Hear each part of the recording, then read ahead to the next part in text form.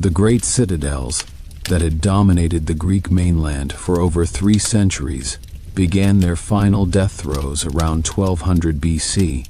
But this opening line is not merely a statement of historical fact. It is a masterclass in psychological manipulation designed to seize the viewer's attention with the force of a battering ram against Cyclopean walls.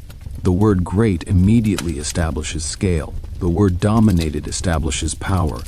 And final death throes introduces the irresistible spectacle of that power being extinguished. Within a single sentence, the viewer's brain has been presented with a complete narrative arc, rise, dominance, and fall, compressed into a temporal framework spanning 3 centuries and culminating in a specific anchoring date. This is not accidental. This is engineered retention. The hook operates on multiple neurological levels simultaneously.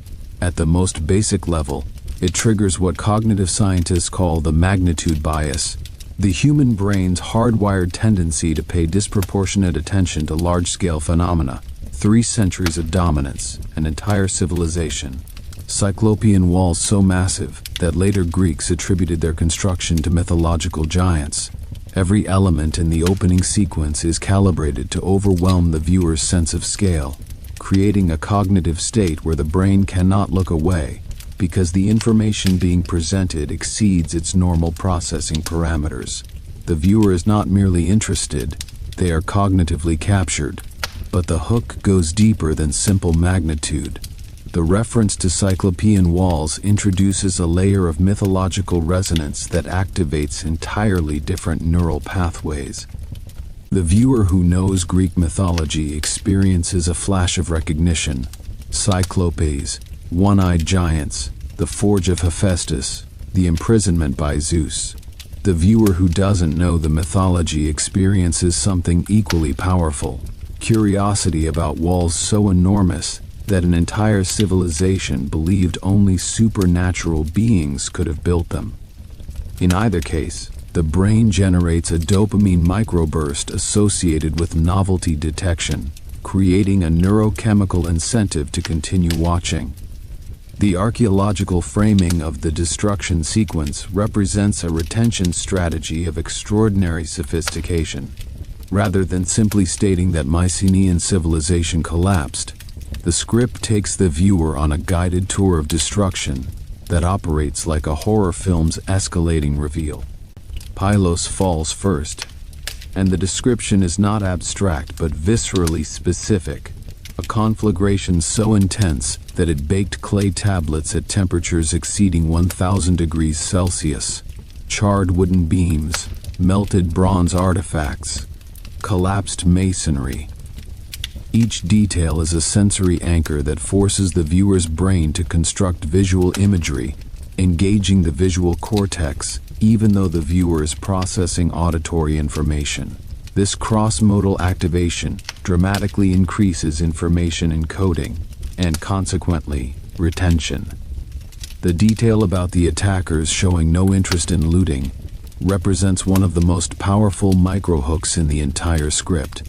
This single observation creates what psychologists call a knowledge gap, a discrepancy between what the viewer expects and what actually occurred. Every instinct tells us that attackers loot. That is the fundamental logic of warfare throughout human history. When the script reveals that valuable bronze vessels and ivory ornaments lay crushed beneath fallen stones, the viewer's brain experiences a prediction error that demands resolution. Why would attackers destroy without looting? What kind of enemy destroys for the sake of destruction itself? The brain cannot release this question. It becomes a cognitive itch that can only be scratched by continued viewing. The progression from Pylos to Tiryns to Mycenae itself follows a carefully constructed escalation pattern that mirrors the 3-act structure of classical dramatic narrative. Pylos is the opening shock, the first domino falling.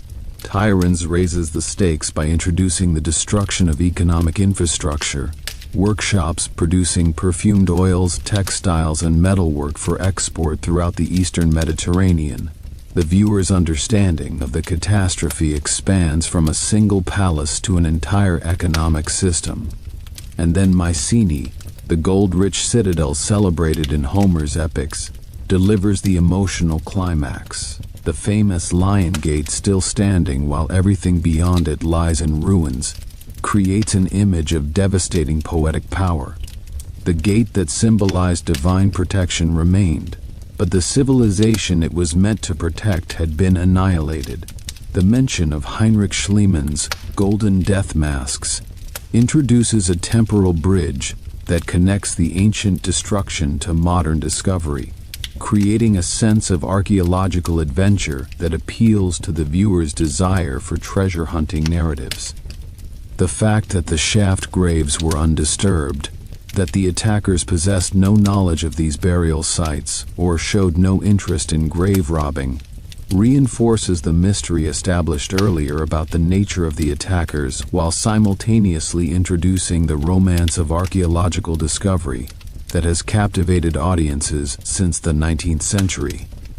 The extension of destruction beyond major palatial centers to secondary sites throughout the Mycenaean world, Gla in Boeotia, Iolkos in Thessaly, numerous smaller settlements across the Peloponnese, serves a crucial retention function by preventing the viewer from reaching premature narrative closure. Just when the viewer might think, okay, 3 palaces were destroyed, I understand the scope, the script reveals that the destruction was far more comprehensive than initially suggested. This, but wait, there's more technique, is one of the most effective retention tools in long-form content creation, and this script deploys it with surgical precision. The synchronicity argument, that the simultaneous destruction across such a wide geographical area indicates coordinated campaign rather than isolated local conflicts, transforms the narrative from a series of individual disasters into a single, overwhelming catastrophe of civilizational proportions. This reframing activates the viewer's pattern recognition systems, creating a sense of conspiracy and coordinated malevolence that is far more compelling than random misfortune. The human brain is wired to detect intentional agency behind events, and the suggestion of coordinated destruction satisfies this deep cognitive need, while simultaneously raising new questions about who could have organized such a comprehensive campaign of annihilation. The transition to the collapse of Linear B administrative systems represents a masterful shift from physical destruction to intellectual catastrophe that deepens the emotional impact of the narrative. The script does not merely state that writing was lost, it explains what that loss meant in practical terms. Linear B tablets recorded everything from livestock inventories to religious offerings, from land tenure arrangements to military mobilization orders. Palace scribes maintained detailed records of bronze allocation, textile production quotas, and tribute obligations. The viewer is forced to understand that the destruction of these palaces eliminated not just buildings, but an entire system of knowledge management that had taken centuries to develop. The detail about coast watchers being dispatched to specific locations along the western Peloponnese introduces a heartbreaking element of dramatic irony. These people knew the threat was coming. They organized defensive preparations. They requisitioned bronze for weapon production and mobilized military units. And it was not enough. The viewer experiences the tragedy not of a civilization caught unaware, but of one that saw its doom approaching and was powerless to prevent it. This is infinitely more emotionally devastating than simple surprise destruction, and it creates a sense of existential dread that keeps the viewer emotionally invested in the narrative. The description of the administrative vacuum's practical consequences, irrigation systems falling into disrepair, redistribution networks breaking down, specialized craft production ceasing almost entirely, transforms abstract institutional collapse into concrete human suffering. The viewer can imagine fields going dry, food supplies dwindling, craftsmen unable to practice their trades. These are not abstract historical processes. They are human experiences that resonate across millennia. The dramatic decline in luxury goods, fine pottery and metalwork, documented in the archaeological record, provides tangible evidence for a catastrophe that might otherwise seem too remote to comprehend. The emotional architecture of this opening section follows what narrative theorists call the cascade of loss pattern, each revelation building upon the previous one to create an accumulating sense of devastation that becomes almost unbearable in its comprehensiveness. Physical destruction leads to administrative collapse, which leads to economic breakdown, which leads to the loss of specialized knowledge, which leads to the complete unraveling of a civilization that had endured for centuries. The viewer is not merely informed about the Mycenaean collapse, they experience it as an escalating series of losses that mirrors the actual historical process of civilizational disintegration. The retention power of this opening section derives from its ability to satisfy multiple viewer motivations simultaneously. The history enthusiast receives detailed archaeological evidence and specific site descriptions. The mystery lover encounters unexplained phenomena, attackers who don't loot, coordinated destruction across vast distances. The emotionally engaged viewer experiences the tragedy of civilizational collapse through vivid sensory details and human-scale consequences. The intellectually curious viewer encounters complex systems analysis, how interconnected factors created cascading failures, and the adventure seeker gets archaeological discovery narratives featuring golden death masks and baked clay tablets. This multi-layered appeal ensures that virtually every viewer finds something compelling in the opening minutes, dramatically reducing early drop-off rates. The pacing of information delivery in this section deserves particular attention. The script alternates between broad panoramic statements about civilizational collapse and intensely specific archaeological details. Temperatures exceeding 1,000 degrees, charred wooden beams, melted bronze artifacts. This alternation between macro and micro perspectives prevents the viewer from becoming either overwhelmed by abstraction or bored by excessive detail. The brain is constantly shifting between different scales of analysis, maintaining the cognitive engagement that is essential for sustained attention over long-form content. The section's conclusion, describing the Mycenaean civilization vanishing with startling rapidity, leaving behind only massive stone ruins and fading memories that would crystallize into heroic legends, creates a powerful emotional resonance that simultaneously closes the opening narrative arc and opens the door to everything that follows. The phrase, "fading memories," introduces the theme of oral tradition that will dominate later sections, while heroic legends connects the historical narrative to the mythological traditions that most viewers already know. This bridge between history and mythology is one of the script's most effective retention tools, as it promises the viewer that the dry archaeological evidence they've been absorbing will eventually connect to the exciting stories of gods and heroes that drew them to the video in the first place. The psychological impact of this opening section operates on a level that transcends simple information delivery. By presenting the viewer with a comprehensive picture of civilizational collapse, physical, administrative, economic, and intellectual, the script activates deep-seated anxieties about the fragility of complex societies that resonate powerfully with contemporary audiences. In an era of climate change, political instability, and technological disruption, the story of a sophisticated civilization that collapsed, despite its impressive achievements and defensive preparations, carries an implicit warning that makes the historical narrative feel urgently relevant. This contemporary resonance transforms what might otherwise be a purely academic exercise into an emotionally charged experience that the viewer cannot easily dismiss or forget. The use of archaeological evidence as narrative proof throughout this section serves a dual function that enhances both credibility and engagement. Each archaeological detail, baked tablets, charred beams, melted bronze, simultaneously validates the historical claims being made and provides the sensory specificity that makes abstract events feel real and immediate. The viewer is not asked to take the narrator's word for what happened. They are presented with physical evidence that they can evaluate for themselves.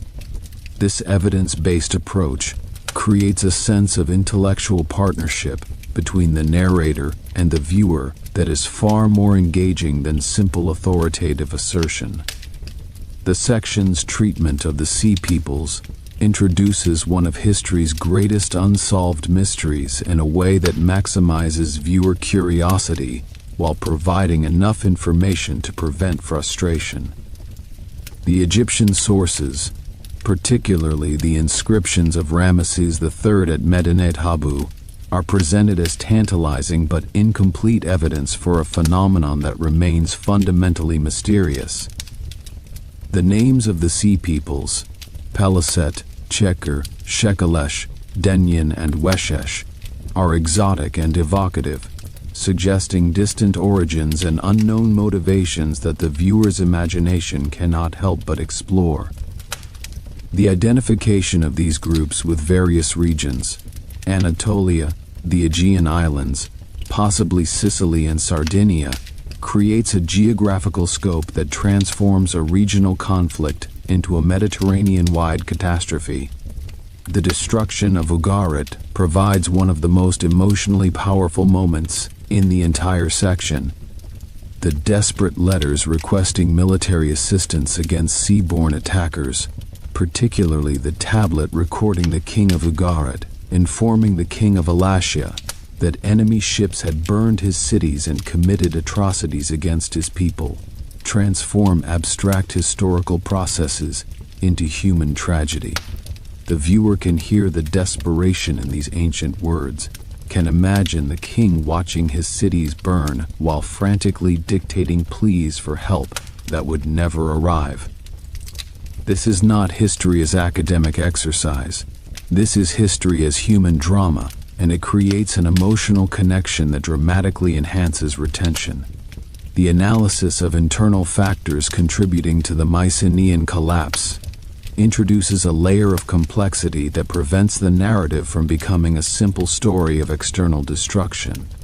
The linear B tablets revealing social tensions, disputes over land tenure, and competing claims to agricultural resources suggest that Mycenaean civilization was already weakened from within before external pressures delivered the final blow. This nuanced analysis appeals to viewers who appreciate complexity and resist simplistic explanations, while also creating additional mystery about the relative importance of different causal factors.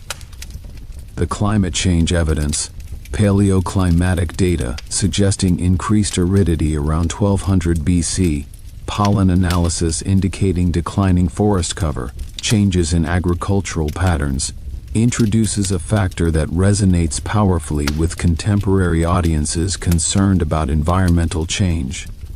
The suggestion that reduced rainfall placed additional stress on agricultural systems, already strained by population concentration and military demands, creates a multi-causal explanation that feels intellectually satisfying while maintaining the sense of overwhelming catastrophe that drives the narrative forward. The interconnected nature of these factors, systematic military destruction, administrative collapse, trade network disruption, internal social strain, and environmental change, creates what systems theorists call a cascade failure that the script presents with devastating clarity. Each factor amplified the others, creating feedback loops that made recovery impossible. This systems-level analysis appeals to viewers with analytical mindsets, while providing a framework for understanding how complex civilizations can collapse with startling speed, despite their apparent strength and sophistication. The emotional trajectory of this opening section moves from awe through horror to devastation, creating an emotional experience that is both intellectually stimulating and deeply affecting. The viewer begins by marveling at the scale and sophistication of Mycenaean civilization, then watches in horror as that civilization is systematically destroyed, and finally experiences the devastating realization that the destruction was so complete that even the memory of what was lost would fade into legend. This emotional arc creates a powerful foundation for the rest of the video, establishing the stakes and the emotional register that will sustain viewer engagement through the detailed analysis that follows. The retention metrics for this opening section should be exceptional, estimated at 90 to 95% through the first 5 minutes, declining gradually to 80 to 85% by the end of the section around the 15-minute mark. The combination of vivid archaeological detail, unsolved mysteries, emotional resonance, and multi-layered appeal creates a viewing experience that is extraordinarily difficult to abandon. The viewer who makes it through this opening section has been thoroughly hooked, not just intellectually but emotionally, and is primed for the deeper analysis that follows. The transition from destruction to migration represents one of the most critical moments in the entire video from a retention perspective. The viewer has just experienced the emotional devastation of watching a civilization collapse, and the natural impulse is to seek resolution, to find out what happened next, how people survived, where they went. The script capitalizes on this impulse by immediately introducing the concept of a demographic vacuum that triggered the most significant population movements in Greek prehistory. This framing transforms what could be a dry demographic analysis into a survival narrative, people facing the stark choice between adapting to drastically changed circumstances or seeking new territories where they might rebuild their lives. The word stark is doing enormous emotional work here, conveying desperation and urgency that keeps the viewer invested in the human dimension of the story. The Dorian migration is presented not as a gradual demographic shift, but as a dramatic invasion that fundamentally altered the demographic composition of southern Greece.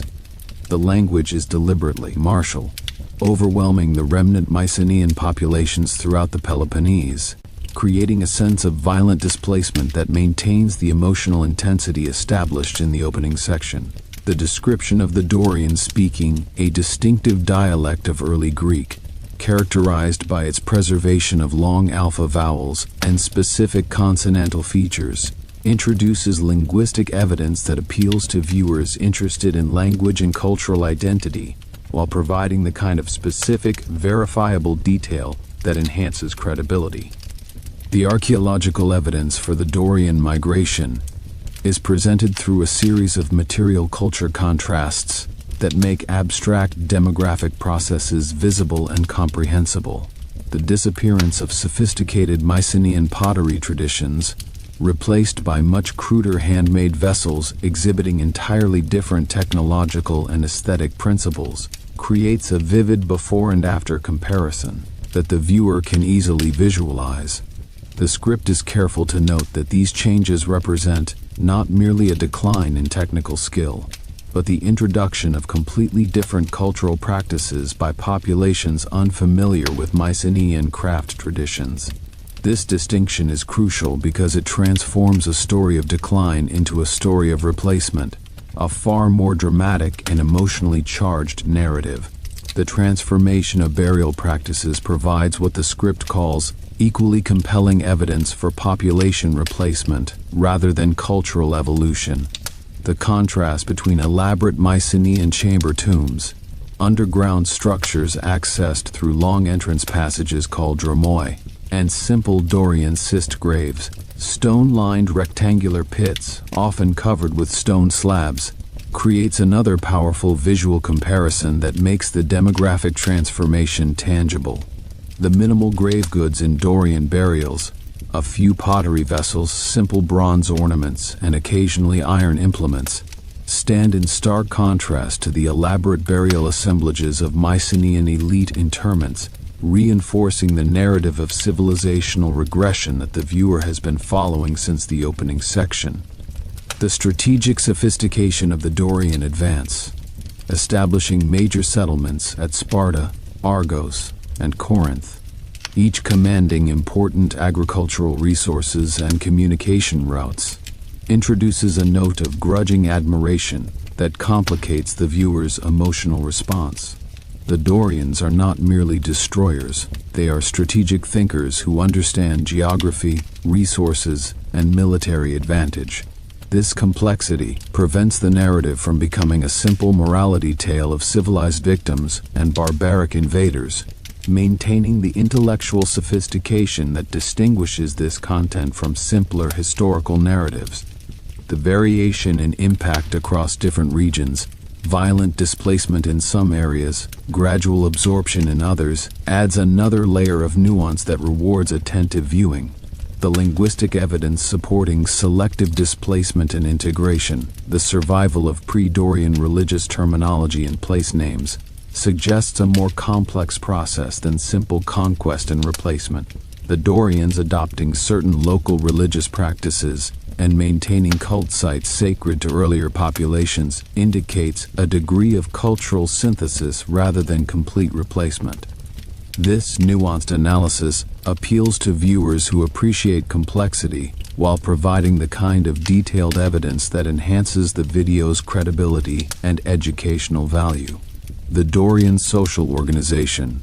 The three traditional tribes of Hyles, Pamphiloi, and Dymanes is presented as originating in military divisions during the migration phase, later evolving into fundamental social units. This connection between military necessity and political organization introduces themes that will recur throughout the video, creating narrative threads that reward sustained viewing. The emphasis on military valor and collective decision-making that characterized later Dorian societies is traced back to this formative period of conquest and settlement, establishing causal connections that give the narrative intellectual coherence and explanatory power.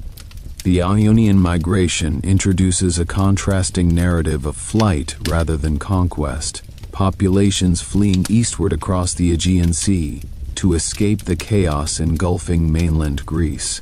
The Ionians' claim of descent from pre-Dorian populations of Attica and the northern Peloponnese creates a sense of cultural continuity that contrasts with the Dorian narrative of replacement.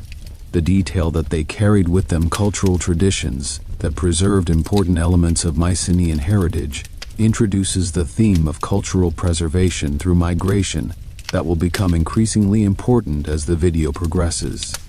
The multi-wave nature of the Ionian migration, beginning in the late 12th century BC and continuing into the 10th century, creates a temporal scope that prevents the viewer from imagining a single dramatic exodus. Instead, the migration unfolds over generations, with displaced elites and their followers leading the earliest waves, followed by subsequent expansion from island stepping stones to the Anatolian mainland. The strategic importance of islands like Samos, Chios, and the Cyclopes, controlling sea routes connecting the Aegean with the eastern Mediterranean, introduces geographical and strategic considerations that appeal to viewers interested in military history and geopolitics. The appearance of proto-geometric pottery, characterized by precise compass-drawn circles and semicircles executed in dark paint on light clay, marks the beginning of a new artistic tradition that the script presents as evidence for cultural continuity among migrating populations. The observation that this ceramic tradition maintained higher technical standards than contemporary Dorian wares introduces a subtle competitive dynamic between the two migration streams that adds narrative tension and complexity.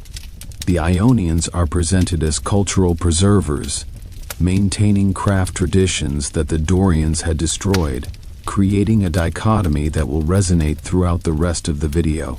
The establishment of Ionian cities along the Asia Minor coast, Miletus, Ephesus, Smyrna, is presented as requiring careful negotiation with existing Anatolian populations and the remnants of Hittite administrative structures. the evidence of gradual Greek occupation rather than violent conquest, Greek material culture appearing alongside indigenous Anatolian artifacts, creates a narrative of cultural interaction that is more nuanced and intellectually interesting than simple military conquest. The process of intermarriage with local populations and adoption of Anatolian religious practices creates the distinctive cultural synthesis that would characterize Ionian civilization, a synthesis that the viewer can recognize as the foundation for the remarkable intellectual achievements that Ionia would later produce. The Ionian League, a confederation of 12 cities including Miletus, Ephesus, and Priene, represents a political innovation that the script presents as adapted to the specific circumstances of minority populations in foreign territories. This federal structure, centered on the Panionian sanctuary on Mount Mycenae, provided collective security while enabling individual cities to maintain their independence. The viewer recognizes this as an early experiment in federal governance that anticipates later Greek political innovations, creating a sense of historical significance that enhances engagement. The preservation of epic poetry traditions among Ionian communities is presented as playing a crucial role in maintaining connections to their mainland Greek heritage. This introduces the theme of oral tradition that will dominate later sections, while establishing the Ionians as the custodians of cultural memory that would eventually produce the Homeric epics. The observation that the Ionian dialect preserved in these poems contains archaic features that provide valuable insights into pre-migration Greek linguistic patterns connects linguistic analysis to cultural preservation in a way that appeals to viewers interested in language, literature, and cultural identity. The Aeolian migration, the third major population movement, introduces yet another variant of the migration experience. The Aeolians, originating from Thessaly, represent a distinct Greek ethno-linguistic group whose dialect preserved certain archaic features that distinguished it from both Ionic and Doric Greek. The migration routes through the northern Aegean, utilizing islands like Lemnos and Tenedos as intermediate stations, create a geographical narrative that the viewer can follow on a mental map, engaging spatial reasoning capabilities that enhance information encoding and retention. The archaeological evidence from Aeolian settlements, pottery assemblages combining Greek proto-geometric elements with local Anatolian traditions, demonstrates cultural interaction between Greek settlers and indigenous populations that parallels the Ionian experience while maintaining distinctive regional characteristics. The political organization of Aeolian communities, maintaining traditional aristocratic governance structures centered on prominent families who claim descent from Mycenaean heroes, contrasts with the more democratic institutions of Ionian cities, creating a political diversity within the Greek world that the viewer can recognize as the foundation for later debates about governance that would define Greek political thought. The mention of Sappho and Alcaeus, composing poetry in the Aeolian dialect during the 7th and 6th centuries BC, creates a forward-looking connection that rewards viewers with knowledge of later Greek literature while providing those unfamiliar with these poets an incentive to explore further. The values emphasized in Aeolian poetry, personal honor, aristocratic leisure, and the maintenance of traditional cultural practices, provide insights into the social structures of these communities that complement the archaeological evidence. The interaction between migrating Greek populations and indigenous Anatolian communities produced complex patterns of cultural exchange that influenced both groups. The adoption of Anatolian religious practices, particularly the cult of Cybele, the Anatolian mother goddess, and the acquisition of new attributes by traditional Greek deities like Apollo and Artemis, demonstrate the creative potential of cross-cultural contact.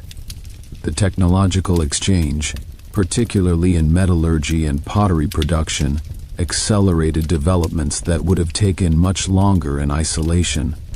The linguistic impact of these population movements, creating a network of related but distinct dialects that would influence the development of Greek literature and philosophy, introduces a theme of linguistic diversity as cultural resource that resonates with contemporary discussions about the value of cultural pluralism, the preservation of different dialectical traditions in geographically separated communities, provided the linguistic diversity that enriched later Greek cultural expression and intellectual development.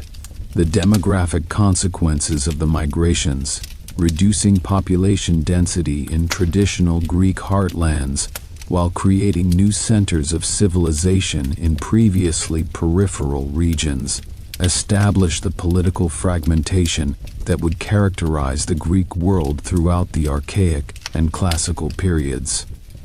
This fragmentation, which might seem like a weakness, is presented as the foundation for the competitive dynamism that would drive Greek cultural achievement. No single region possessed sufficient dominance to establish hegemony, creating the conditions for the remarkable diversity of political experimentation that would produce democracy, oligarchy, tyranny, and every other form of government that Greek thinkers would analyze and debate. The migration period also established patterns of colonial expansion that would characterize later Greek history. The experience of overseas settlement, adaptation to foreign environments, and interaction with non-Greek populations provided precedents and techniques that would prove invaluable during the great colonization movement of the 8th and 7th centuries BC. The institutional innovations developed by migrating communities, federal leagues, colonial constitutions, and inter-community religious associations became models for later Greek political experimentation. The retention dynamics of this section operate differently from the opening destruction sequence, where the first section relied on escalating horror and sensory detail. This section maintains engagement through the complexity and variety of its narrative threads. The viewer is following three distinct migration streams: Dorian, Ionian, and Aeolian, each with its own characteristics, destinations, and cultural consequences. This narrative complexity prevents the monotony that could develop in a single-thread migration narrative, while creating opportunities for comparison and contrast that engage analytical thinking. The estimated retention for this section is 75 to 80%, slightly lower than the opening section, due to the inherently less dramatic nature of migration narratives compared to destruction sequences, but sustained by the variety of narrative threads and the intellectual complexity of the analysis. The section's greatest retention risk lies in the potential for the three migration narratives to feel repetitive, but the script mitigates this risk by emphasizing the distinctive characteristics of each group and the different outcomes of their respective migrations. The emotional register of this section shifts from the devastation of the opening to a more complex mixture of loss, resilience, and hope. The migrants are not merely victims, they are active agents making strategic decisions about where to settle, how to organize their communities, and how to preserve their cultural heritage. This agency transforms the narrative from tragedy to survival story, creating an emotional trajectory that sustains viewer engagement while preparing the ground for the recovery narrative that will dominate later sections. The analysis of trade network collapse represents one of the most intellectually demanding sections of the entire video, and consequently, one of the highest risk sections for viewer drop-off. The script addresses this challenge through a strategy of relentless concretization, transforming abstract economic processes into tangible, visualizable phenomena that maintain sensory engagement even when the subject matter is inherently less dramatic than military destruction or population migration. The opening framing is crucial. The destruction of palatial centers eliminated not merely administrative headquarters, but the crucial nodes that had coordinated international trade for over 4 centuries. The word nodes introduces network theory language that appeals to analytically minded viewers, while the phrase 4 centuries reinforces the temporal scale of what was lost. The elaboration that these palace complexes functioned as more than royal residences, serving as warehouses, quality control centers, and diplomatic meeting points, transforms the viewer's understanding of what a Mycenaean palace actually was, creating a cognitive shift that generates the novelty response essential for sustained attention. The linear B evidence for trade management is presented with extraordinary specificity that serves both educational and retention functions. Tablets recording the allocation of bronze ingots to specific craftsmen, the storage of imported ivory and gold in palace treasuries, and the preparation of export goods including perfumed oils, textiles, and metalwork create a vivid picture of a sophisticated commercial operation that the viewer can compare to modern supply chain management. The inventory of exotic materials, elephant ivory from Syria, amber from the Baltic, lapis lazuli from Afghanistan, and ostrich eggs from Nubia, is a masterpiece of geographical name-dropping that creates a sense of global connectivity that seems almost impossibly sophisticated for a Bronze Age civilization. The lapis lazuli from Afghanistan deserves particular attention as a retention device.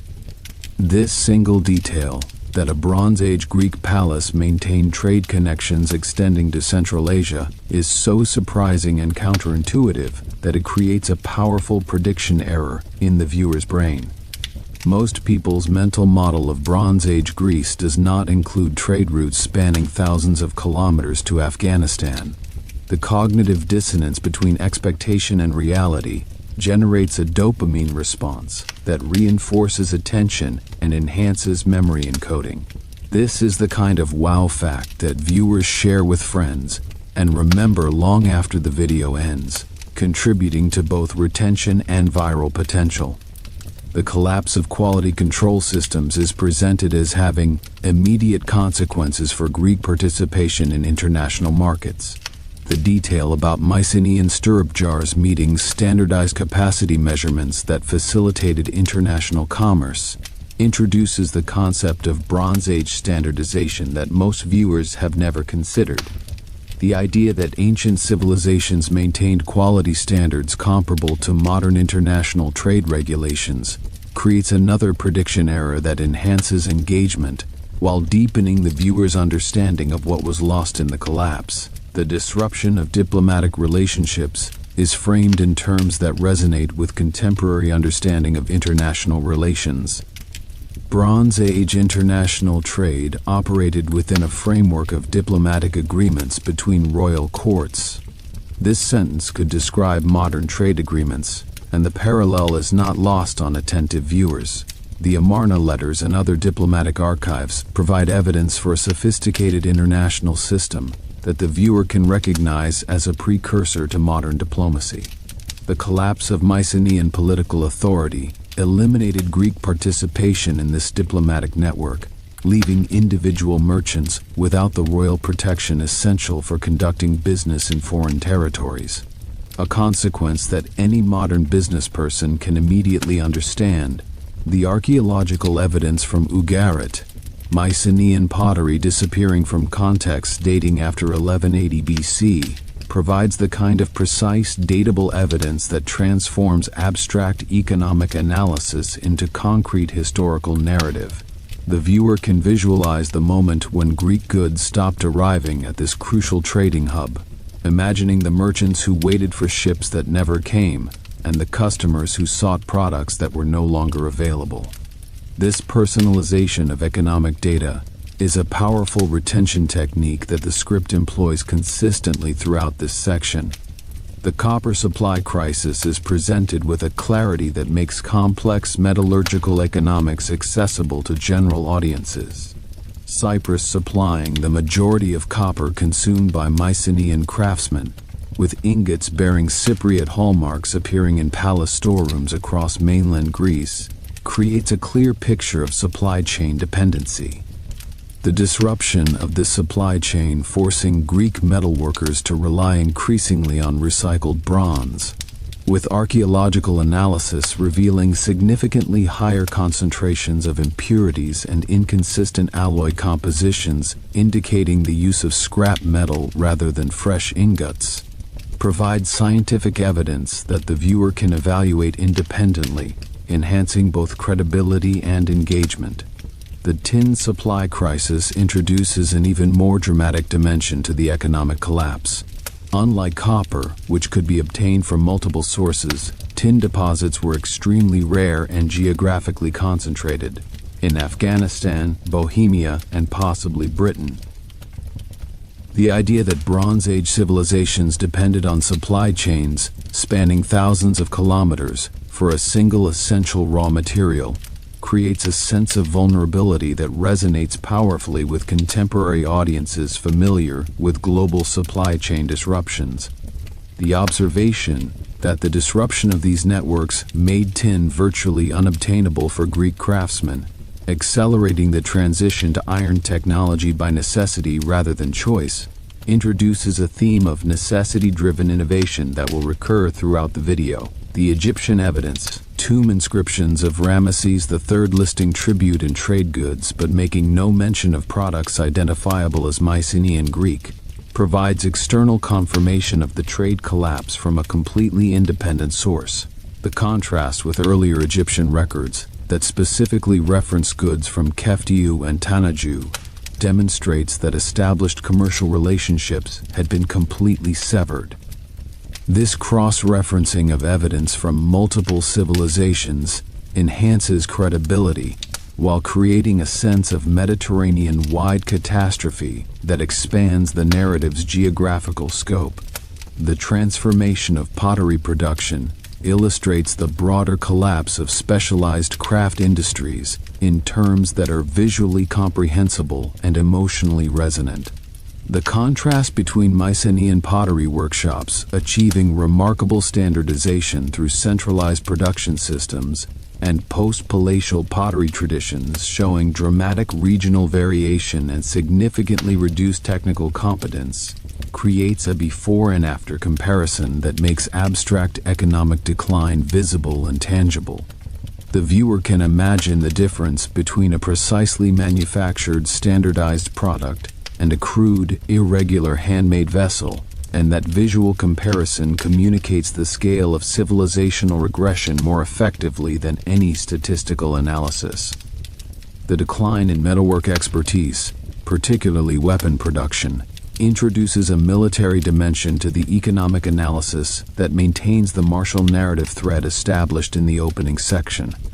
The contrast between Mycenaean Type II swords with their complex construction techniques and elaborate decorative inlays and post-palatial weapons showing simplified construction methods, reduced size, and inferior metal quality creates another powerful visual comparison. The detail that many post-palatial bronze implements were manufactured from recycled material, often incorporating fragments of earlier weapons and tools melted down and recast into simpler forms, is particularly evocative. The image of a civilization melting down its ancestors' weapons to create inferior replacements communicates desperation and decline with extraordinary emotional power. The disappearance of luxury crafts, ivory carvings, gold jewelry, decorated weapons, is presented as reflecting both the loss of technical knowledge and the absence of markets capable of supporting specialized artisans. This dual explanation prevents the narrative from becoming simplistically deterministic, while introducing the concept of market-dependent craft production that resonates with contemporary economic understanding. The observation that luxury craft production required not only skilled craftsmen, but also access to exotic raw materials and wealthy patrons willing to commission expensive works, creates a picture of an interconnected economic ecosystem whose collapse affected every component simultaneously. The transition from bronze to iron technology is presented as driven more by necessity than technological advancement, a framing that challenges the common assumption that technological change represents progress. The detail that iron had been known in the Aegean since at least the 14th century BC, but bronze remained the preferred material for tools and weapons due to its superior working properties, and the established supply chains for copper and tin introduces a nuanced understanding of technological adoption that appeals to viewers interested in the history of technology and innovation. The earliest iron implements, dating to the late 12th century BC and showing relatively crude manufacturing techniques, are described as often inferior to their bronze predecessors in terms of hardness and edge retention. This honest assessment of early iron technology's limitations prevents the narrative from becoming a simplistic progress story, while creating a foundation for the later discussion of iron technology's eventual superiority. The observation that iron ore was locally available in many regions of Greece, eliminating dependence on long-distance trade networks, introduces the concept of resource independence that would have profound implications for social and political organization. The section on iron technology's implications for agricultural production introduces a theme of technological democratization that resonates powerfully with contemporary audiences. Iron plowshares and agricultural tools proved more effective than bronze implements for clearing forested land and cultivating heavy soils. This practical improvement enabled communities to expand agricultural production into previously marginal areas, supporting population growth despite the collapse of trade networks. The observation that the democratization of metal tools, iron being more abundant than bronze, may have contributed to social changes that reduced the power of traditional elites who had controlled access to bronze weapons and tools, introduces a connection between technology and social equality that has obvious contemporary relevance. The military implications of iron technology, enabling communities to equip larger numbers of warriors and eventually producing weapons superior to bronze in terms of hardness and edge retention, maintain the martial narrative thread while introducing the concept of military democratization that would eventually produce the citizen soldier armies of classical Greece. The domestic applications of iron technology, knives, needles, household tools, ground the narrative in everyday life, preventing the analysis from becoming exclusively focused on warfare and elite activities. The breakdown of specialized craft production, forcing communities to develop more self-sufficient economic systems, introduces the concept of economic reorganization that would have profound social implications. The contrast between the elaborate division of labor in Mycenaean society and the household-based production systems where individual families manufactured most of their own necessities communicates the scale of economic regression, while introducing the concept of household self-sufficiency that would characterize Greek economic life for centuries. The archaeological evidence for reduced material wealth, the contrast between Mycenaean shaft grave assemblages with spectacular golden death masks and elaborate weaponry, and Dark Age cist graves containing a few handmade pots and simple iron pins, provides one of the most powerful visual comparisons in the entire video. This single contrast communicates the scale of civilizational decline more effectively than pages of economic analysis, creating an emotional impact that enhances both retention and memory encoding. The settlement pattern changes from massive fortification walls to small clusters of simple houses constructed from readily available local materials, reinforce the narrative of decline while introducing practical considerations that ground the analysis in everyday reality. The observation that most Dark Age settlements contained fewer than 50 houses, suggesting populations of 200 to 300 individuals, creates a sense of intimate community scale that contrasts dramatically with the palatial centers that had housed thousands. The persistence of certain craft traditions, despite overall economic decline, pottery production maintaining adequate technical standards, textile production continuing at the household level, metalwork surviving in simplified forms, introduces a note of resilience that prevents the narrative from becoming entirely pessimistic. The gradual recovery of local exchange networks during the later Dark Age period, increasing standardization of pottery forms, reappearance of exotic materials in 9th century contexts, creates a forward-looking trajectory that prepares the viewer for the recovery narrative that will dominate later sections. The retention dynamics of this section present significant challenges due to the inherently abstract nature of economic analysis. The estimated retention is 65 to 75%, lower than the opening sections due to the density of economic information and the absence of dramatic narrative events. However, the script's consistent strategy of concretization, transforming abstract economic processes into tangible archaeological evidence and human-scale consequences, mitigates the drop-off risk significantly. The section's greatest strength is its ability to make the viewer understand not just what happened, but why it mattered, creating intellectual engagement that compensates for reduced emotional intensity. This section represents the emotional and intellectual heart of the entire video, the moment where the narrative transforms from a story of destruction and decline into a story of extraordinary human adaptation and cultural creativity. The complete disappearance of literacy and the emergence of sophisticated oral traditions that preserved essential cultural knowledge for over 4 centuries is one of the most remarkable phenomena in human history, and the script presents it with a combination of scholarly precision and emotional power that makes it one of the most compelling sections of the entire video. The opening statement that the economic isolation of the Dark Age period coincided with one of the most profound cultural transformations in Greek history immediately reframes the narrative from decline to transformation. The viewer who has been absorbing increasingly depressing information about economic collapse and material poverty is suddenly presented with the possibility that something extraordinary emerged from the darkness. This reframing activates the brain's reward-seeking systems, creating anticipation for positive information that enhances attention and engagement. The description of Linear B's disappearance is presented with a starkness that communicates the magnitude of the loss.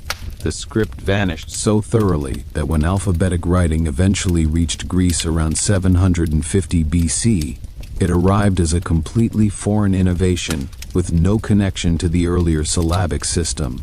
The word thoroughly is doing enormous work here. It communicates not gradual decline but absolute erasure. The observation that the final Linear B tablets from Pylos, dealing with routine administrative matters such as livestock inventories and personnel assignments, show no awareness of impending catastrophe, introduces a note of dramatic irony that is almost unbearably poignant. The scribes who produced these tablets, the last literate people in the Greek world, had no idea that they were writing the final words of a tradition that had endured for centuries. The characterization of Linear B's disappearance as not gradual but catastrophic, with no transitional documents, no simplified versions, and no evidence that knowledge of the script persisted in any form after the palace destructions, creates a sense of absolute cultural rupture that is both intellectually striking and emotionally devastating.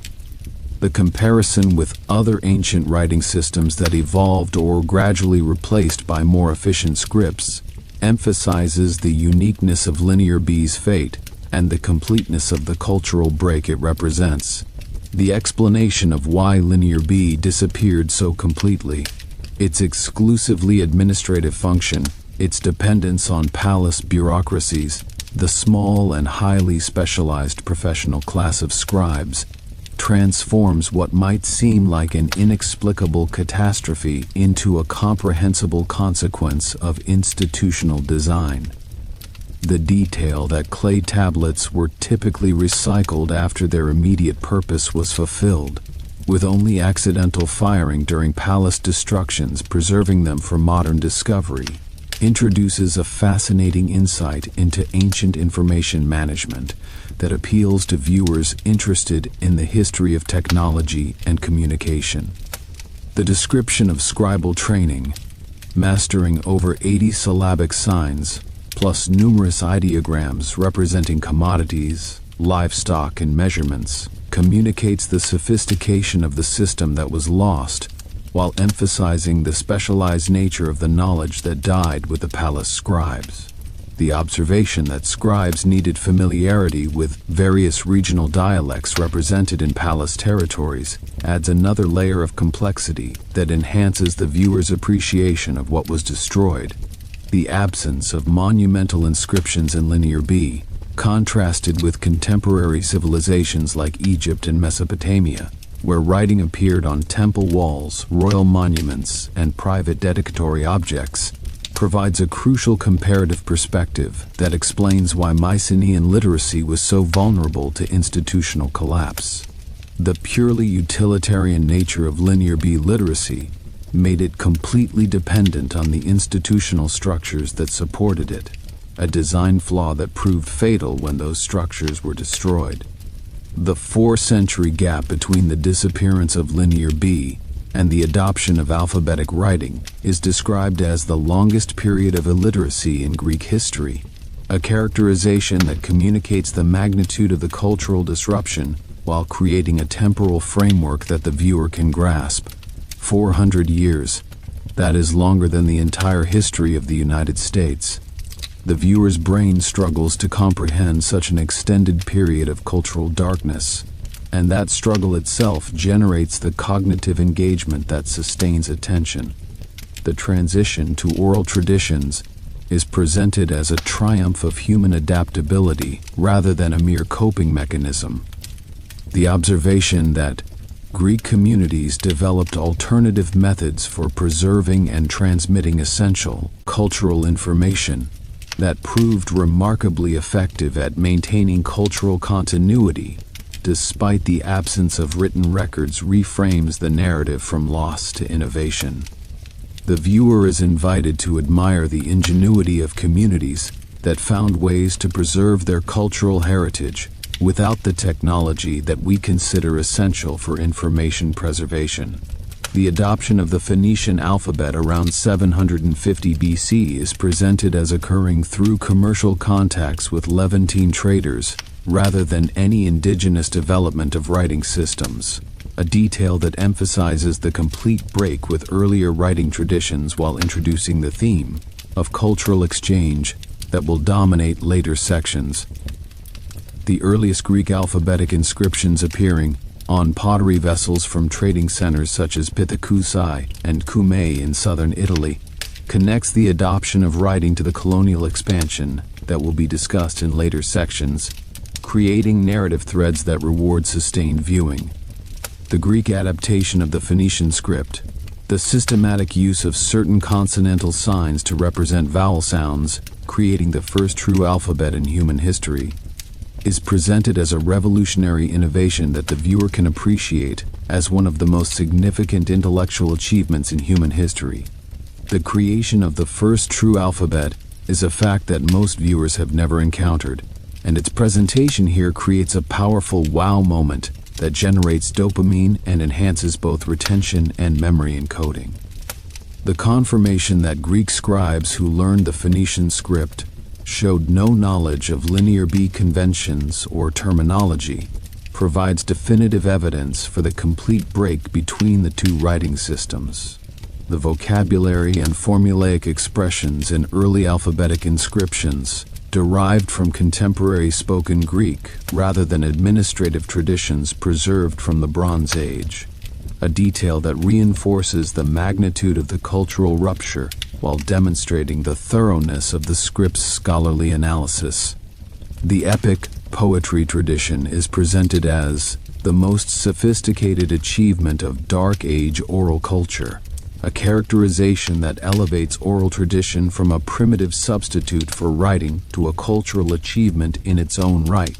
The observation that these poems preserve detailed memories of Bronze Age civilization, including accurate descriptions of material culture, social institutions, and geographical knowledge that could only have been transmitted through carefully maintained oral traditions, introduces the theme of archaeological confirmation that will provide some of the video's most powerful moments.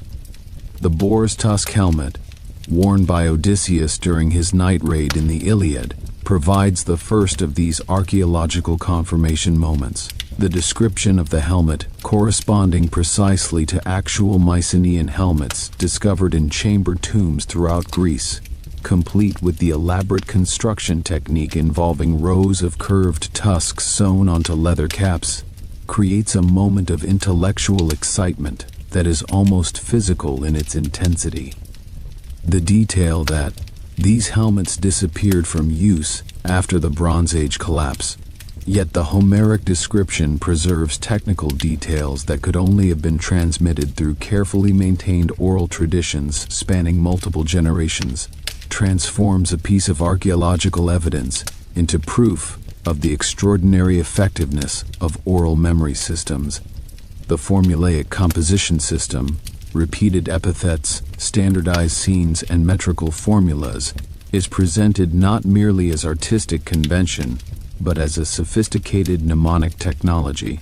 The wine-dark sea, rosy-fingered dawn, and swift-footed Achilles represented fixed elements in a flexible system that allowed for both preservation and innovation. This explanation transforms what many viewers might have considered repetitive or formulaic writing into evidence of a brilliantly designed memory system that enabled accurate transmission of complex information across centuries. The Oidoi, professional singers who served not merely as entertainers but as repositories of cultural memory, genealogical knowledge, and religious tradition, are presented as figures of enormous cultural importance, whose role in preserving civilization has been underappreciated. The description of their training, years of intensive study and practice, memorizing vast repertoires of traditional stories, learning complex metrical and formulaic systems, creates a picture of intellectual rigor that challenges the common assumption that oral cultures are intellectually primitive. The social status of Oidoi, varying considerably across different communities, but maintaining consistently high cultural importance, is illustrated through Homeric references that bring the abstract analysis to life. The bard Demodocus, receiving gifts of meat, wine, and precious objects from his aristocratic patrons, and Phemius in Ithaca, holding a position of sufficient importance that the suitors compete for his services, create vivid pictures of the social world in which these cultural preservers operated. The repertoire, extending beyond heroic narratives to include genealogical traditions, legal procedures, religious knowledge, and geographical information, demonstrates the comprehensive nature of oral preservation systems. The observation that genealogies served crucial political functions, legitimizing claims to leadership and establishing relationships between communities scattered across the Greek world, connects oral tradition to political power in a way that enhances the viewer's understanding of why these traditions were maintained with such precision. The role of women in oral tradition preservation.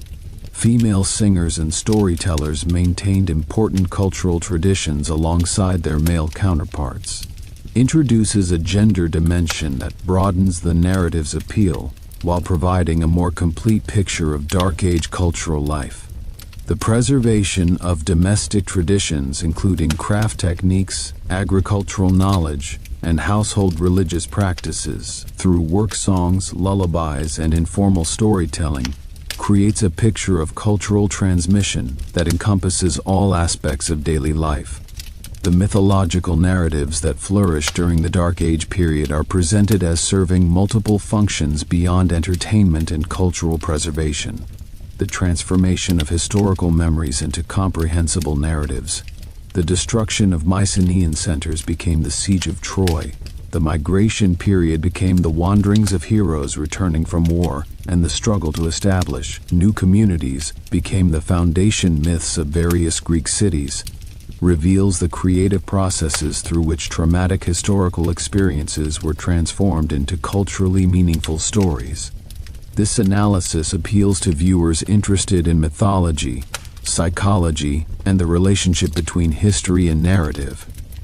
The interaction between oral traditions and emerging literacy during the 8th century BC is presented as creating unique opportunities for cultural preservation and innovation. The first alphabetic transcriptions of epic poetry captured oral traditions at a crucial moment when bardic memory systems remained intact, while writing technology offered new possibilities for preservation and dissemination. The Homeric poems represent this intersection of oral and literate culture, preserving ancient traditions in a new medium that would ensure their survival for subsequent millennia. This section concludes with a powerful statement about the accuracy of oral transmission that challenges modern assumptions about the reliability of non-literate cultural preservation. The archaeological confirmation of Bronze Age details preserved in epic poetry demonstrates that oral traditions could maintain historical accuracy over many centuries when supported by appropriate social institutions and training systems. This conclusion reframes the entire Dark Age period, from a time of cultural loss to a time of extraordinary cultural achievement, a reframing that creates a powerful emotional uplift that enhances both retention and the viewer's overall experience of the video. The retention dynamics of this section are complex. The subject matter, literacy, oral tradition, poetry, is inherently less visually dramatic than destruction or migration, creating a risk of viewer disengagement. However, the archaeological confirmation moments, the boar's tusk helmet, Nestor's cup, the catalogue of ships, provide powerful dopamine hits that punctuate the analysis and maintain engagement. The estimated retention is 70 to 78%, with significant spikes during the archaeological confirmation moments and potential dips during the more technical discussions of formulaic composition and scribal training. The religious transformation section introduces a dimension of the Dark Age experience that appeals to viewers interested in spirituality, mythology, and the relationship between religion and social organization. The opening framing that the collapse of Mycenaean palatial civilization fundamentally altered the religious landscape of Greece immediately establishes the significance of the changes being described while connecting them to the broader narrative of civilizational collapse and reconstruction.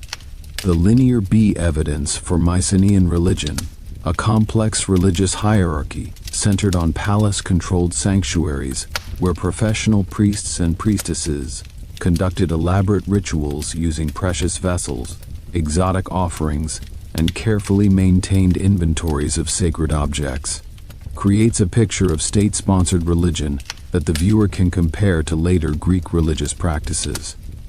The detail about the palace at Pylos controlling at least 16 named sanctuaries, each with its own complement of religious personnel and specific ritual responsibilities, communicates the scale and sophistication of the system that was destroyed. The material wealth supporting Bronze Age religious practices, elaborate bronze vessels, ivory figurines, and gold jewelry from the sanctuary of Poseidon at Isthmia, creates a vivid picture of religious opulence that contrasts dramatically with the simplified practices that would follow. The sudden absence of such luxury goods from post-palatial religious contexts reflects not merely economic decline, but the fundamental transformation of religious institutions from state-sponsored enterprises to community-based activities dependent on local resources. The survival of specific deities from the Bronze Age, Poseidon, Athena, Zeus, provides a thread of continuity that prevents the narrative from becoming entirely about rupture and loss. The detail that Poseidon's name appears in linear B tablets as Poseidon creates a linguistic connection across millennia that is both intellectually fascinating and emotionally resonant. The persistence of his association with horses, earthquakes, and the sea, from Mycenaean times into classical Greek religion, demonstrates remarkable cultural continuity despite institutional disruption. The emergence of hero cults represents one of the most significant religious innovations of this era, a characterization that frames the development as creative rather than merely adaptive. The connection between hero cults and the discovery of Bronze Age burial sites, Dark Age communities interpreting impressive structures as the burial places of legendary heroes, creates a fascinating picture of how later Greeks interacted with the physical remains of their predecessors. The tomb, identified as that of Agamemnon at Mycenae, becoming a focus of hero cult activity during the 8th century BC, connects archaeological evidence to mythological tradition in a way that generates the intellectual excitement that characterizes the video's most engaging moments. The hero cult at Menede in Attica, a Mycenaean chamber tomb originally constructed during the 14th century BC, beginning to receive renewed attention around 750 BC, provides detailed archaeological evidence for the development of these new religious practices. The offerings of geometric pottery, bronze fibulae, and iron weapons demonstrate the transformation of an ancient burial site into an active religious center, a transformation that the viewer can visualize and appreciate as a creative response to the encounter with an impressive but mysterious past. The Lefkandi Harun, a massive building constructed during the 10th century BC directly over earlier Bronze Age remains, provides exceptional evidence for the scale and ambition of Dark Age religious innovation. The elaborate burials accompanied by rich grave goods including gold jewelry, bronze vessels, and sacrificed horses demonstrate that some Dark Age communities possessed sufficient resources to create impressive religious monuments despite overall economic decline. This detail challenges the narrative of universal poverty and decline, introducing complexity that rewards attentive viewing.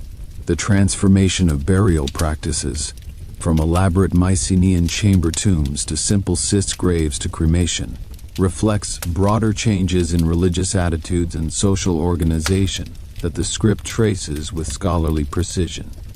The adoption of cremation as another significant departure from Bronze Age burial traditions, requiring different ritual procedures, different types of grave goods, and different concepts of the relationship between the deceased and the living, introduces philosophical dimensions that appeal to viewers interested in how societies conceptualize death and the afterlife.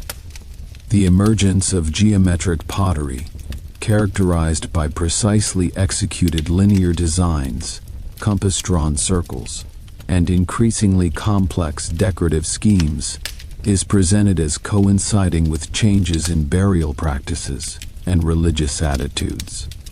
The famous Dipylon amphora from Athens, depicting elaborate funeral processions with mourners, chariots, and warriors arranged in registers, demonstrates both artistic sophistication and complex religious symbolism that reveals the cultural recovery underway during the 9th and 8th centuries BC. The development of sanctuary sites during the later Dark Age period, from simple outdoor altars surrounded by areas for depositing votive offerings to increasingly elaborate complexes, reveals the gradual re-establishment of organized religious activities. The sanctuary of Apollo at Delphi, showing continuous ritual activity throughout the Dark Age period, though on a much reduced scale, provides evidence for religious continuity that connects the Bronze Age past to the archaic future. The section concludes with the observation that Dark Age religious practices established fundamental patterns that would characterize Greek religion throughout the historical period. Community-based cult activities, hero worship, and the integration of religious practices with civic identity. These innovations represent not merely adaptations to reduced circumstances, but creative responses to changed conditions that produced new forms of spiritual expression and community organization. The retention dynamics of this section benefit from the inherent human interest in religion, mythology, and death rituals. The estimated retention is 68 to 75%, with peaks during the hero cult descriptions and the Lefkandi Herun discussion, and potential dips during the more technical analysis of pottery styles and sanctuary development. The settlement transformation section introduces the political innovations that would eventually produce the polis, the city-state that became the fundamental unit of Greek civilization. The opening image, massive Mycenaean citadels lay abandoned, the Cyclopean walls serving as stark reminders of vanished power, while new forms of settlement emerged, creates a powerful visual contrast between past grandeur and present innovation that frames the entire section. The abandonment of major Mycenaean centers is presented with vivid specificity that makes abstract demographic processes tangible. Mycenae itself supporting only a tiny population during the 11th and 10th centuries BC, with scattered pottery sherds and simple structures within the massive walls, creates an image of desolation that is both historically accurate and emotionally powerful. The great megaron that had served as the throne room of Agamemnon's historical predecessors stood roofless and empty, its painted floors gradually buried under accumulating debris and wind-blown soil. This sentence is pure cinematic writing that creates a visual image of haunting beauty and sadness. The practical reasons for abandonment: maintenance requirements for massive fortification systems, water supply challenges, defensive advantages becoming irrelevant, ground the narrative in everyday reality while explaining why communities chose to leave impressive structures that still stood. The observation that Cyclopean walls incorporated drainage systems, postern gates, and defensive features that demanded specialized engineering knowledge to maintain effectively transforms what might seem like simple abandonment into a comprehensible response to practical challenges. The shift to smaller, more defensible settlements, low hills or elevated plateaus that provided defensive advantages while remaining accessible for agricultural activities, introduces the practical considerations that govern Dark Age settlement choices. The description of these settlements as lacking fortification walls, instead relying on elevated position and the defensive capabilities of individual households for security, creates a picture of communities that were both more vulnerable and more self-reliant than their Mycenaean predecessors. The internal organization of Dark Age settlements, organized around common areas used for assemblies, markets, and religious activities rather than palace-centered layouts, introduces the concept of the proto-agora that would evolve into one of the most important institutions of Greek civilization. These spaces served multiple functions, providing venues for political decision-making, economic exchange, and community celebrations that reinforced social cohesion, a description that the viewer can recognize as the foundation for the democratic institutions that would later emerge. The Lefkandi settlement provides exceptional evidence for the evolution of Dark Age community organization, with its massive 10th century building serving both residential and ceremonial functions. The structure's conversion into a Herun creating a focal point for community identity that influenced subsequent settlement development demonstrates how Dark Age communities created new forms of monumental architecture adapted to their social and economic circumstances. The process of Cenoicism, scattered Dark Age settlements coalescing into larger political units, is presented as one of the most significant developments of the later Dark Age period. The Cenoacism of Attica provides the best documented example, with the cult of Athena Polias on the Athenian Acropolis beginning to attract worshippers from throughout the region during the 10th century BC, creating a religious focus that transcended local community boundaries. The annual Panathenaic festival provided a forum for inter-community contact and cooperation that gradually evolved into political consolidation. The emergence of agora spaces, open areas accessible to all community members designed for large gatherings, with central location ensuring convenient access from all parts of the settlement, represents a crucial development in the evolution of polis institutions.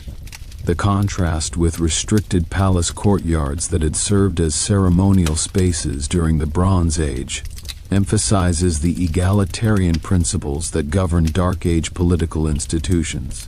The development of market functions within agora spaces, farmers selling surplus produce, craftsmen displaying wares, traders offering goods from other communities, creates economic relationships that reinforce political bonds.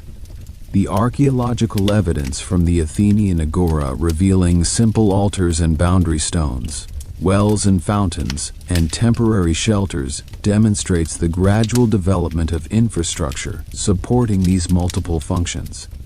The emergence of specialized civic buildings, meeting places for councils of elders, storage buildings for community resources, reflects the increasing complexity of polis institutions during the 8th century BC. The development at Argos, Corinth, and Athens illustrates different models of proto-urban development that would eventually produce the diverse political systems of the Archaic period. The retention dynamics of this section benefit from the viewer's recognition that the institutions being described, assemblies, markets, civic buildings, are the foundations of democratic governance. The estimated retention is 65 to 72%, with peaks during the descriptions of specific sites like Lefkandi and the Athenian Agora, and potential dips during the more abstract discussions of Cenoacism processes. The social transformation section introduces the human dimension of Dark Age political change. The emergence of warrior chiefs who commanded through personal prowess rather than institutional authority. The opening characterization of basileis as representing a fundamental departure from Bronze Age social structures, establishing their authority through martial excellence and the ability to provide protection and leadership to scattered communities struggling to survive in an increasingly dangerous world, creates a vivid picture of leadership in crisis conditions that appeals to viewers interested in leadership, military history, and social organization. The contrast between Mycenaean institutional authority, written regulations, standardized procedures, and institutional continuity that transcended individual personalities, and Dark Age personal authority, demonstrated competence in warfare, leadership, and the protection of their followers, communicates the fundamental nature of the social transformation. The viewer can recognize this as a shift from bureaucratic to charismatic authority that has parallels throughout human history. The Lefkandi burial provides exceptional evidence for the emergence of aristocratic households during the 10th century BC. The male burial containing an iron sword with gold and ivory decoration, bronze spearheads, and a whetstone emphasizing the deceased's identity as a warrior, and the female burial including elaborate gold jewelry, bronze vessels, and ivory seals, create a vivid picture of Dark Age aristocratic values and aspirations. The inclusion of 4 sacrificed horses demonstrates the household's wealth and the community's willingness to sacrifice valuable resources to honor their leader. The development of the oikos as the fundamental unit of social and economic organization represents one of the most significant innovations of the Dark Age period. These aristocratic households functioning as largely self-sufficient economic enterprises that combined agricultural production, craft manufacturing, and military organization under the authority of a single dominant male figure create a picture of social organization that the viewer can compare to medieval feudal estates or modern family businesses. Cattle raiding as a crucial activity that both demonstrated aristocratic prowess and provided the material foundation for maintaining warrior bands introduces a dimension of Dark Age life that is both dramatic and illuminating. The description of successful raids, requiring sophisticated organizational skills and military expertise, knowledge of terrain, enemy capabilities, and seasonal patterns creates a picture of aristocratic leadership that combines martial valor with strategic intelligence. The distribution of raid spoils, providing crucial opportunities to demonstrate generosity and maintain the loyalty of followers, introduces the concept of redistributive leadership that would characterize Greek aristocratic society for centuries. The competitive pressures encouraging aggressive military activities and the development of increasingly sophisticated warfare techniques create a dynamic picture of a society driven by martial competition and personal ambition. The development of guest friendship, xenia, relationships, formalized through gift exchange and ritual hospitality, provides allies and supporters throughout the Greek world, while creating opportunities for trade, information exchange, and military cooperation. This institution, familiar to viewers who know the Homeric epics, is presented as a practical mechanism for maintaining connections across the fragmented political landscape of the Dark Age period. The emergence of hereditary claims to aristocratic status, sons and grandsons claiming positions based on their ancestry rather than solely on their personal achievements, represents a crucial transition from the purely personal authority of early Dark Age basileis to the more institutionalized aristocracy of the later period. This transition required the development of genealogical traditions and inheritance practices that could legitimate aristocratic claims across generations, connecting social organization to the oral traditions discussed in earlier sections. The retention dynamics of this section benefit from the inherent drama of warrior culture and aristocratic competition. The estimated retention is 70 to 78%, with peaks during the Lefkondi burial description and the cattle raiding analysis, and potential dips during the more abstract discussions of oikos organization and hereditary succession. The technology section represents one of the most challenging portions of the video from a retention perspective, as it deals with subjects, metallurgy, agriculture, pottery production, that lack the inherent drama of warfare, migration, or religious transformation. The script addresses this challenge through a strategy of emphasizing the revolutionary implications of technological change, rather than dwelling on technical details. The earliest iron objects, often little more than roughly shaped pieces of wrought iron, are presented with honest assessment of their limitations, brittle, prone to corrosion, and inferior in many respects to their bronze counterparts. This honesty enhances credibility, while creating a foundation for the later discussion of iron technology's eventual superiority. The archaeological analysis revealing high slag content, irregular carbon distribution, and poor consolidation provides scientific specificity that appeals to technically minded viewers. The gradual improvement in ironworking techniques, learning through trial and error how to achieve the higher temperatures necessary for effective ironworking, and developing furnace designs that could reach the 1,200 to 1,500 degree required for proper smelting and forging operations, creates a narrative of incremental innovation that is both intellectually satisfying and emotionally engaging. The viewer can appreciate the patience and persistence required to master a new technology through generations of experimentation. The development of carburization techniques during the 10th century BC, producing steel with enhanced hardness and durability, is presented as initially achieved accidentally through the use of charcoal fuel and organic packing materials, before being gradually refined into deliberate procedures. This narrative of accidental discovery leading to intentional mastery appeals to viewers interested in the history of innovation and the relationship between chance and design in technological development.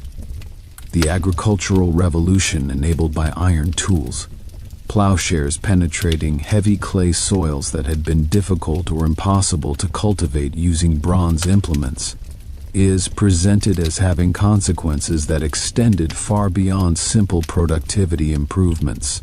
The expansion of cultivation into forested areas, the reduction of labor requirements, and the support of population growth, despite trade network collapse, demonstrate the transformative potential of technological innovation in ways that resonate with contemporary discussions about technology and social change. The pottery revolution, from crude handmade ceramics to wheel-thrown proto-geometric vessels to the sophisticated geometric style, is presented as a parallel technological and artistic transformation that reflected both practical innovations and changing aesthetic sensibilities. The development of the proto-geometric style, compass-drawn circles, semicircles, and linear patterns, executed with mathematical precision, represents a revolutionary departure from both Mycenaean ceramic traditions and the crude pottery of the early Dark Age period. The evolution to geometric pottery, complex meander patterns, elaborate animal friezes, and eventually human figures arranged in narrative scenes, culminating in the famous De Pylon amphora, demonstrates the culmination of this artistic development, featuring sophisticated figured scenes that rival contemporary sculptural work in their complexity and execution. This progression from crude to sophisticated creates a narrative of cultural recovery that mirrors the broader trajectory of the video. The revival of shipbuilding, from simple rowing boats designed for coastal navigation to specialized vessel types for warfare, cargo, and fishing, enables the re-establishment of maritime connections that had been severed by the Bronze Age collapse. The development of improved navigation techniques, anchoring systems, and hull designs creates a picture of technological innovation driven by practical necessity and accumulated experience. The agricultural innovations extending beyond tools to new crops and cultivation techniques, the intensification of cereal cultivation, the expansion of olive cultivation, the development of grape cultivation and wine production, create the economic foundation for the population growth and territorial expansion that characterized the later Dark Age period. The integration of livestock raising with crop production creates more efficient and sustainable agricultural systems that maximize productivity while maintaining soil fertility. The retention dynamics of this section present the greatest challenge of the entire video. The estimated retention is 60 to 68%, the lowest of any section, due to the inherently less dramatic nature of technological and agricultural analysis. However, the script's emphasis on revolutionary implications, rather than technical details, combined with the narrative of recovery and innovation, mitigates the drop-off risk. The section's greatest strength is its ability to demonstrate how technological change drove social transformation, creating intellectual connections that reward sustained viewing. This section represents the video's emotional and intellectual climax, the moment where centuries of oral tradition, archaeological discovery, and cultural analysis converge in a series of revelations that validate the extraordinary accuracy of bardic memory systems. The archaeological confirmation of Homeric details provides the most powerful dopamine-generating moments in the entire video, creating spikes of intellectual excitement that dramatically enhance retention and create the shareable moments that drive viral distribution. The opening characterization of the Iliad and Odyssey as a complex amalgamation of historical periods that reveals both the persistence of Bronze Age cultural memory and the creative adaptation of ancient materials to contemporary concerns establishes the analytical framework for the section, while creating anticipation for the specific conformations that will follow. The construction technique. Self. Individual boar's tusks cut into curved plates, drilled with attachment holes and sewn in alternating rows onto a leather or felt cap, is described with such precision in the Iliad that archaeologists were able to identify the artifacts before understanding their function. This reversal of the normal discovery process, literature predicting archaeology rather than archaeology illuminating literature, creates a sense of wonder that transcends normal academic interest. The viewer is witnessing proof that human memory properly maintained can preserve technical information with photographic accuracy across 4 centuries of illiteracy. This is not merely interesting, it is astonishing, and the script presents it with the reverence it deserves. The tower shield of Ajax provides another powerful confirmation moment. Homer's description of Ajax carrying a shield, like a tower, massive enough to shelter multiple warriors behind it, was long dismissed as poetic exaggeration until the discovery of Mycenaean figure-8 shields and tower shields in Bronze Age artistic representations. These shields, constructed from multiple layers of ox hide stretched over wooden frames, standing nearly as tall as the warriors who carried them, correspond precisely to the Homeric description, while being completely unlike any shield used in the historical period when the poems were composed. The viewer experiences another prediction error resolution. What seemed like fantasy turns out to be accurate historical memory, generating another dopamine burst that reinforces engagement. The catalogue of ships in Book 2 of the Iliad presents one of the most remarkable examples of preserved geographical knowledge in ancient literature. The detailed listing of Greek contingents, specifying their home cities, the number of ships each contributed, and the names of their commanders, preserves a political geography that corresponds more closely to Mycenaean settlement patterns than to the political landscape of the 8th century BC, when the poems were likely first transcribed.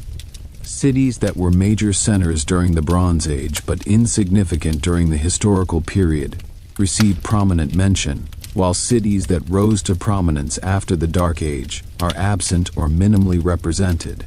This correspondence between the catalogue and Bronze Age archaeology provides compelling evidence for the preservation of detailed geographical and political information through oral tradition. The specific case of Mycenaean Boeotia is particularly illuminating. The catalogue lists numerous Boeotian cities, many of which have been identified with Bronze Age archaeological sites, in an order that suggests a systematic geographical survey proceeding from east to west across the region. Several of these sites were abandoned after the Bronze Age collapse and never reoccupied, yet they appear in the catalogue with their Bronze Age names and relative importance accurately preserved. The viewer recognizes that this level of geographical precision could not have been invented by a poet living centuries after the events described. It must represent preserved memory of actual Bronze Age political geography. Nestor's cup provides perhaps the most emotionally resonant confirmation moment in the entire video. Homer describes Nestor drinking from an elaborate golden cup with dove-shaped handles, a description that seemed purely decorative until Heinrich Schliemann's excavation of Shaft Grave 4 at Mycenae revealed a golden cup with remarkably similar features. The cup, a two-handled golden vessel decorated with bird motifs, does not match the Homeric description in every detail, but the correspondence is close enough to suggest that the poetic tradition preserved memory of actual Mycenaean luxury goods. The discovery of the Nestor's Cup inscription on a geometric period vessel from Pithecusae, one of the earliest known Greek alphabetic inscriptions, making a playful reference to the Homeric cup, demonstrates that the connection between the literary tradition and material culture was recognized even in antiquity. The description of Mycenaean warfare techniques preserved in the Iliad, chariot tactics, single combat between champions, the use of specific weapon types, provides additional evidence for the preservation of Bronze Age military knowledge through oral tradition.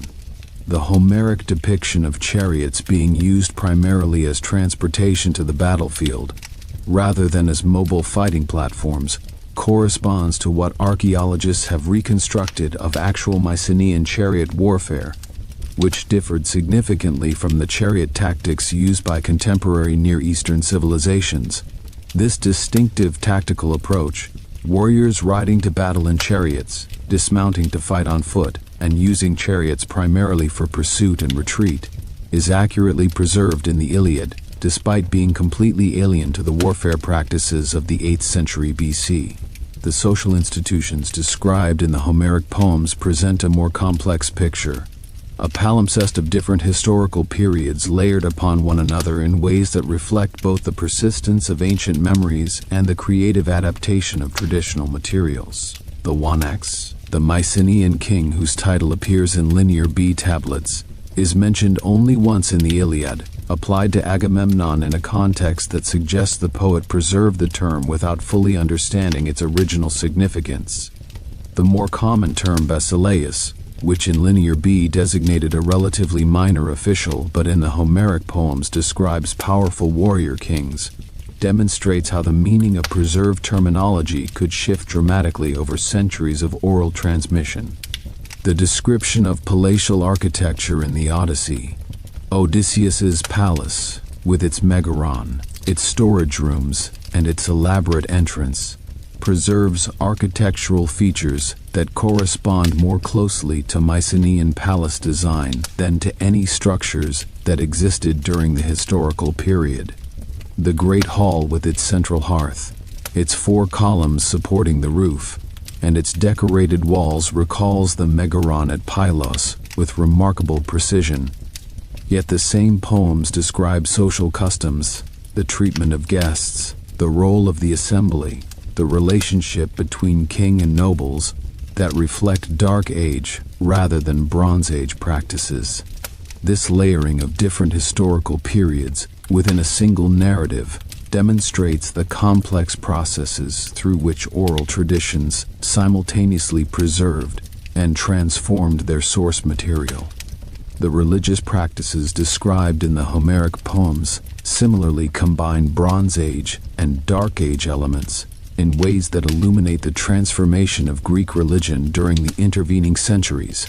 The prominence of Poseidon, whose name appears frequently in Linear B tablets as a major deity, and the association of specific gods with specific cities, Athena with Athens, Hera with Argos, preserve Bronze Age religious geography. Yet the anthropomorphic characterization of the gods, their human emotions, their family relationships, their petty jealousies and passionate interventions, reflects the creative elaboration of Dark Age oral tradition rather than the formal, ritualistic religion documented in Linear B administrative records. The material culture descriptions in the Homeric poems provide a treasure trove of archaeological confirmations that the script presents with cumulative force. Bronze weapons and armor described in battle scenes correspond to Mycenaean types rather than contemporary iron equipment.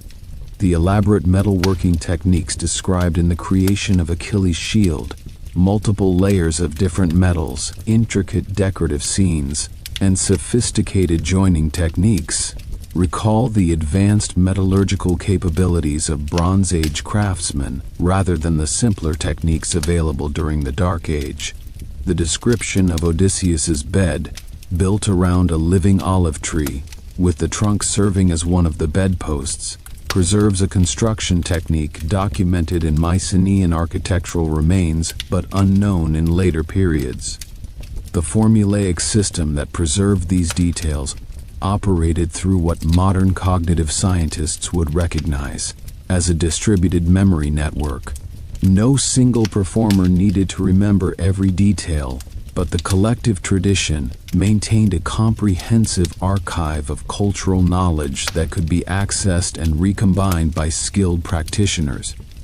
This characterization transforms the bardic tradition from a simple chain of memorization into a sophisticated information management system that the viewer can appreciate as a remarkable intellectual achievement. The transition from oral to written tradition, the moment when the Homeric poems were first transcribed using the newly adopted alphabetic script, is presented as one of the most significant cultural events in Western history. The transcription preserved not merely two great poems, but an entire cultural archive that had been maintained through centuries of oral transmission. The viewer is invited to appreciate the magnitude of what was saved, and to contemplate what might have been lost if the transcription had occurred a few generations later, when the bardic tradition might have deteriorated beyond recovery. The impact of the Homeric poems on subsequent Greek culture, providing a shared cultural reference point for communities scattered across the Mediterranean, is presented as one of the most important consequences of the Dark Age oral tradition. The poems served as educational texts, moral guides, and sources of shared identity that helped create the sense of pan-Hellenic unity that would characterize later Greek civilization. The observation that Greek children learned to read using Homeric texts, Greek philosophers debated Homeric ethics, and Greek artists drew inspiration from Homeric narratives for centuries after the poems were first composed, communicates the enduring cultural significance of the bardic achievement. The section's treatment of Hesiod, a near contemporary of Homer, whose works preserve different but equally valuable traditions, introduces a complementary perspective on Dark Age oral culture, the works and days providing detailed information about agricultural practices, seasonal rhythms, and social relationships, and the Theogony offering a systematic account of divine genealogy and cosmic origins, demonstrate that the oral tradition encompassed far more than heroic narrative. Hesiod's personal voice, complaining about his brother's dishonesty, lamenting the corruption of local judges, and offering practical advice about farming and navigation, creates a human connection that contrasts with the epic grandeur of the Homeric poems while providing invaluable evidence for the social conditions of the late Dark Age period. The archaeological confirmation of Hesiodic details, agricultural techniques, seasonal indicators, social customs, provides additional evidence for the accuracy of oral traditions while broadening the scope of the analysis beyond the heroic sphere. The description of ironworking techniques in the works and days, the smith heating iron in his forge, the farmer sharpening his plowshare, preserves technical details that correspond to archaeological evidence for Dark Age metallurgical practices, demonstrating that the accuracy of oral preservation extended beyond the heroic sphere to encompass everyday life. The section concludes with a powerful meditation on the relationship between memory and history. The Dark Age oral traditions demonstrate that human communities possess remarkable capabilities for preserving cultural knowledge across extended periods of illiteracy, provided that appropriate social institutions and training systems are maintained. This conclusion reframes the entire Dark Age period as a testament to human resilience and intellectual creativity, creating an emotional uplift that prepares the viewer for the final section's narrative of recovery and renewal. The retention dynamics of this section are the strongest of the entire video after the opening. The estimated retention is 80 to 88%, driven by the powerful dopamine hits generated by archaeological confirmation moments, and the intellectual excitement of watching literary tradition validated by physical evidence.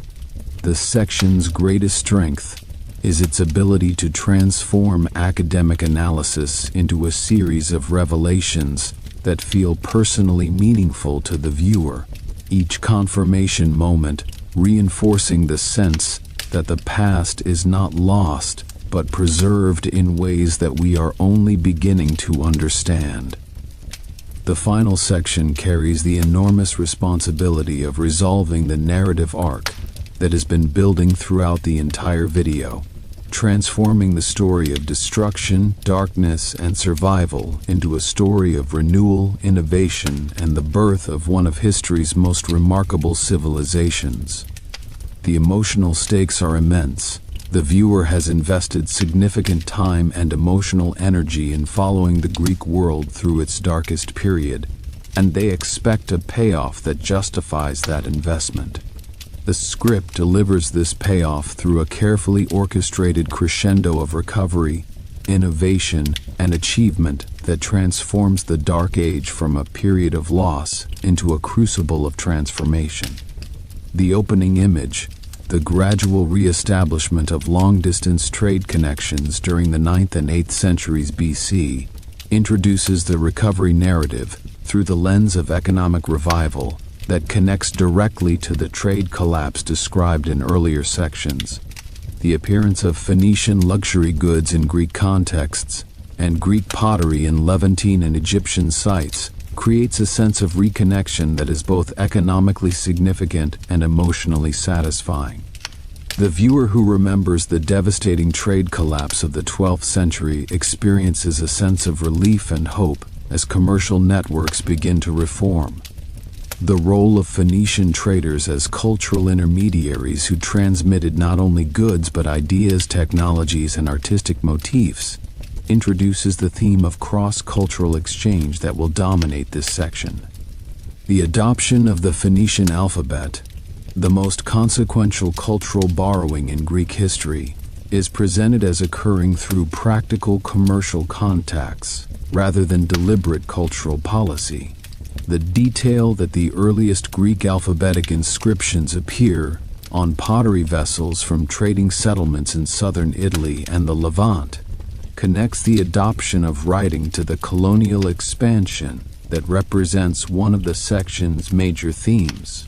The Greek colonization movement, one of the most significant developments of the 8th and 7th centuries BC, is presented as driven by a combination of factors including population pressure, political conflict, commercial ambition, and the spirit of adventure.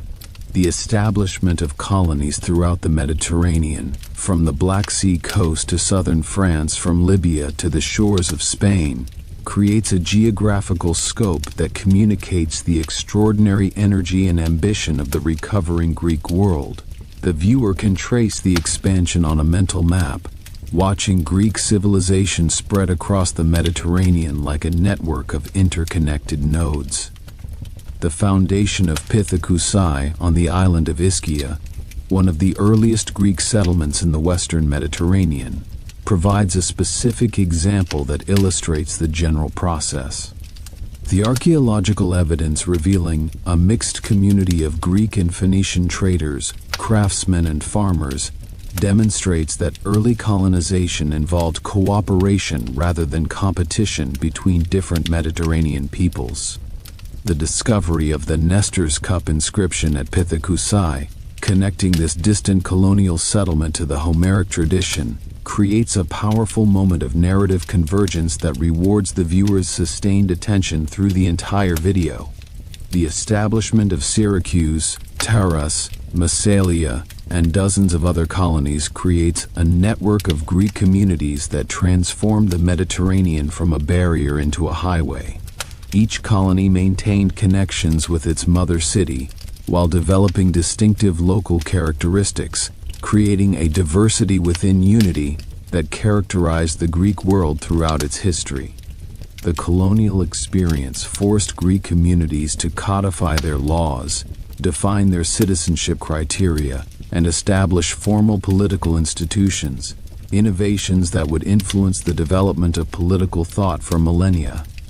The emergence of pan-Hellenic institutions, shared religious festivals, athletic competitions and oracular centers, represents the most significant cultural development of the late Dark Age and early Archaic period. The Olympic Games, traditionally dated to 776 BC, provided a forum for peaceful competition that transcended local rivalries and created a sense of shared Greek identity.